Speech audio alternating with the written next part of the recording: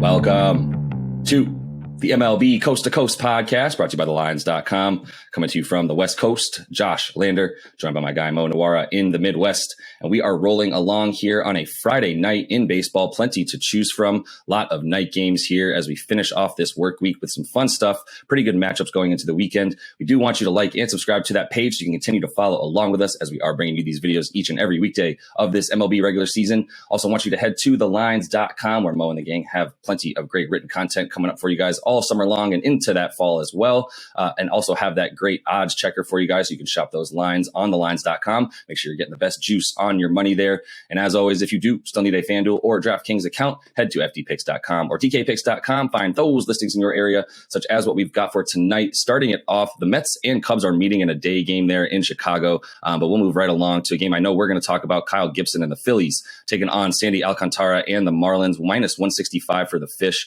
at home. I think we might be talking about a Phil's money line bet there. Braves, Ian Anderson taking on Patrick Corbin and the Nats. Minus 165 for the visiting Bravos. Nathan Eovaldi and the Sox taking on Jordan Montgomery and the Yankees in New York. The Yanks are minus 165 on the money line there. Greinke and the Royals taking on Alek Manoah and the Blue Jays in Toronto. Minus 340. I am not saying that incorrectly. It is a minus 340 money line for the Blue Jays. As we know, the Royals have a ton of players on COVID protocol and are basically choosing not to play anybody other than AAA guys tonight. So we'll take a look at that one. If you do feel good about it, maybe lay a fat bet on it to win some money back. But I think we'll stay away from that one. Moving on to the Tigers, Drew Hutchinson and the Guardians, Zach Plesac, minus 190 for the Guardians at home. Tyler Wells and the Orioles, one of the hottest teams in baseball, as we're talking about, taking on the Rays in Tampa. Luis Patino on the mound for the Rays, minus 130 for Tampa at home. Robbie Ray and the Mariners, another super hot team, taking on Matt Bush and the Rangers in Texas, minus 175 for the former Cy Young winner there.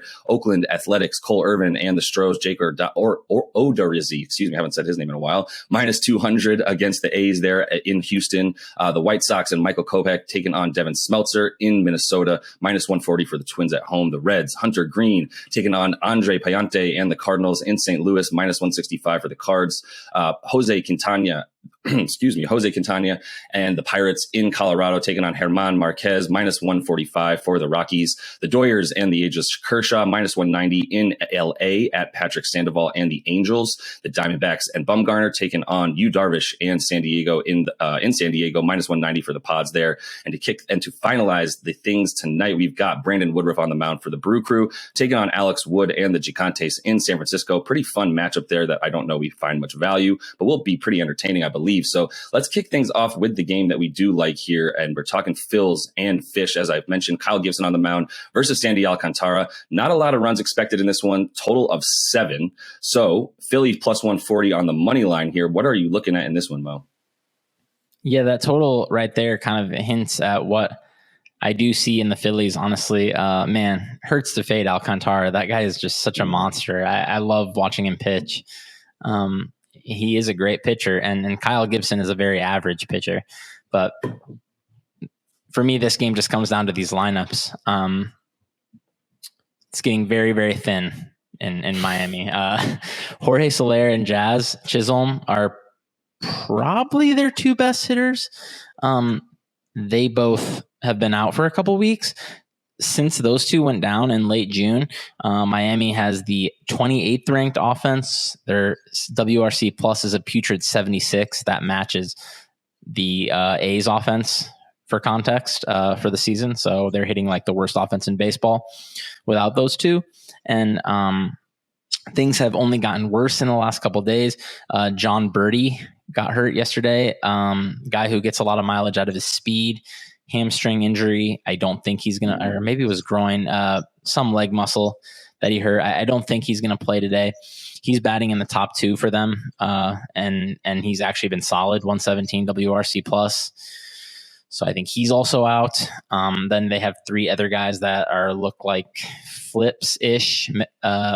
Rojas, Jesus Sanchez, and Garrett Cooper. All of them are listed as day-to-day. All of them have been either out of the lineup or got dinged up the last few days. I don't know what they have left batting wise. It's might be the worst offense in baseball right now. For my season bets, which was very bullish on Miami. I'm happy that they've been able to keep their heads above water. I just think it's going to be tough to keep it up here. And then the bullpen as well actually is looking a little bit thin. Dylan Floro, Okert, and Tanner Scott are all, I think, maybe 50-50 at best. They've all pitched the last couple of days. I'm not sure what their availability is going to be today. Now, all that being said, Alcantara has pitched like 4 complete games in like the last 2 months or whatever. I mean, would it surprise me if he just carried them home to a 3-1 victory? Definitely not. But for the plus 148 I got, and now there's plus 140. So I still think it's plenty good for a bet. I'm gonna make him show me that type of game. To be honest, like you just have to show it to me when the lineup is this bad. I just don't think he's gonna get any run support here. Yeah, I think that's fair. I think you can, like you said, Kyle Gibson's been average.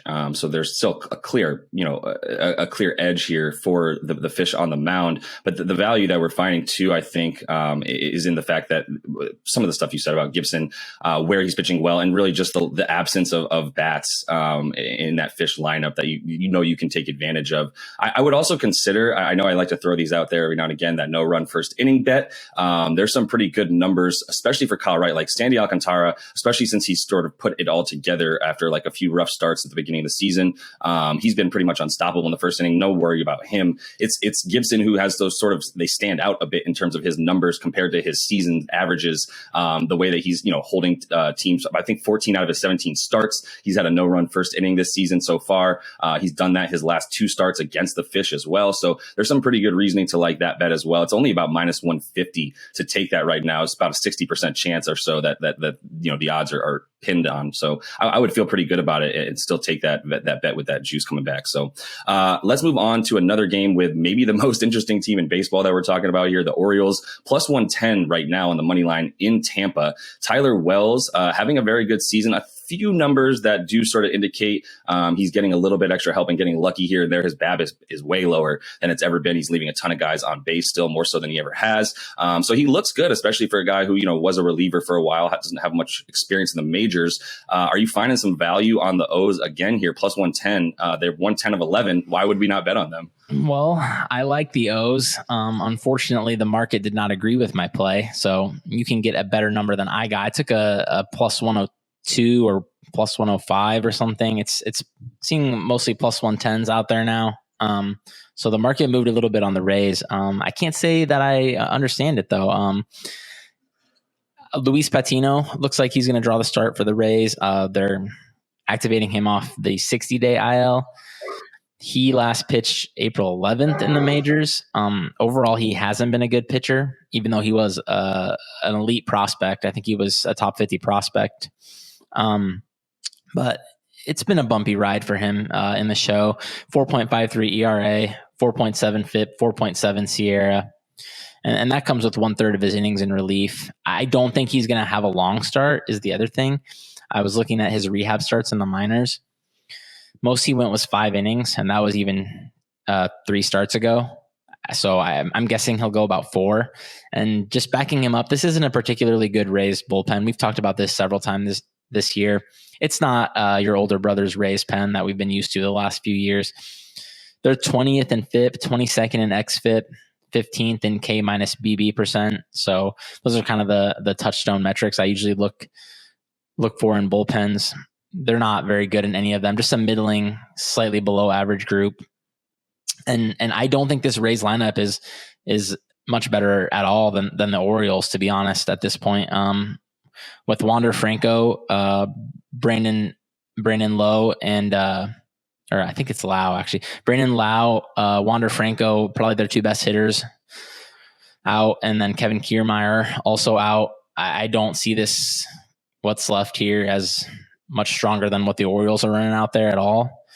And yeah, we know how good Tyler Wells has been, and honestly, his talent should only play up in the cavern in the Trop. 36% ground ball rate. He's a very heavy fly ball guy.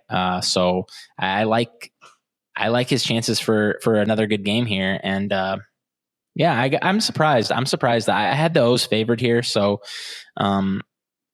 played them, but you want to respect the market. So I don't, I'm not going to sit here and tell you to put the mortgage on it for sure when some money comes in the other way. Yeah, at the same time, I don't hate fading what's likely to be the public betting all over the Rays in this one. I mean, Luis Patino doesn't have really much for us to go on, especially this season.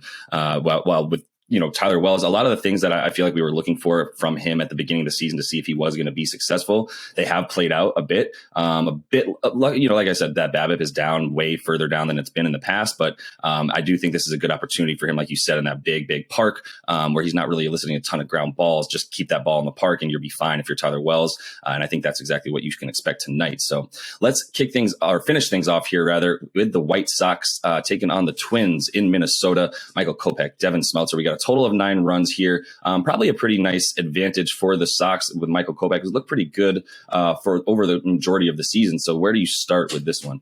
This is another one where I had wrong team favored. I was pretty surprised to see the White Sox were underdogs. I did have them slightly favored here.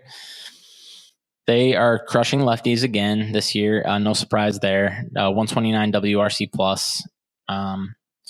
Even with Eloy Jimenez out, and he's been out most of the year, so he's really pretty much baked into these numbers. I don't really see much of a drop off at all to AJ Pollock and Andrew Vaughn, especially against lefties. They've actually both been quite a bit better against lefties than Eloy in their careers.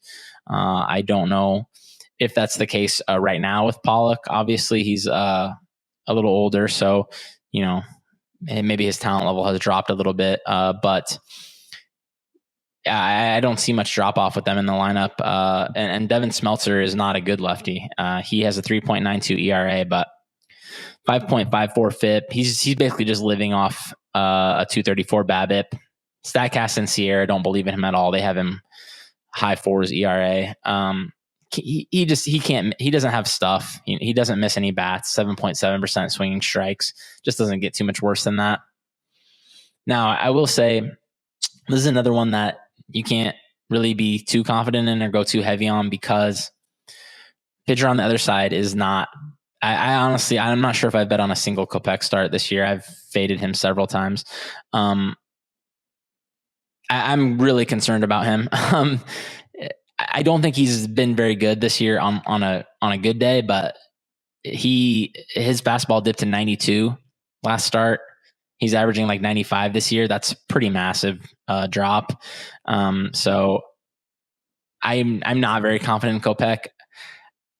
I guess this is a long-winded way of saying I would definitely consider the over. I think it's 9, but I could see this one flying over that for sure. I do like that the White Sox have a healthy and good crew of relievers backing Kopech up here. Liam Hendricks, Joe Kelly, Kendall Graveman, and Ronaldo Lopez. Bunch of good right-handed relievers, which is what you want against the Twins. So he doesn't need to give them a great or long start. I think if he can just churn out 5 okay innings, the White Sox would be in good shape here. They should definitely score on Smeltzer. Yeah, I mean, honestly, Kopech doesn't really have very good numbers, especially against the Twins. I would lean over in this one before I would take anything either. Smeltzer a little bit better over the course of his last couple starts, especially as Kopech's been getting hit. But I think with Kopech too, the thing that I don't love is exactly what you said. I mean, not only is he losing velocity, ton of it on that fastball, he's still throwing it about 65% of the time. So 2/3 of his pitches are still a pitch that he's lost, most of the juice he needs on it to get it by pitchers. To get by hitters, no chase rate, just all the way down there. I believe he's in the bottom 15th or so percentile of pitchers and their chase rate. He's not giving up walks as pitchers or hitters are being completely, very patient with him, it seems as well, and not getting any chases. All of that's going to hurt. So, Smeltzer not exactly impressive, and as you mentioned, the White Sox crushing lefties this season. So I would feel pretty good about an over in this one before anything else. But that is all the time we have for you guys in this one. Make sure you are liked and subscribe to that page. Continue to follow along with us as we are bringing you these videos each and every weekday of this regular season. So until we see you next, happy betting.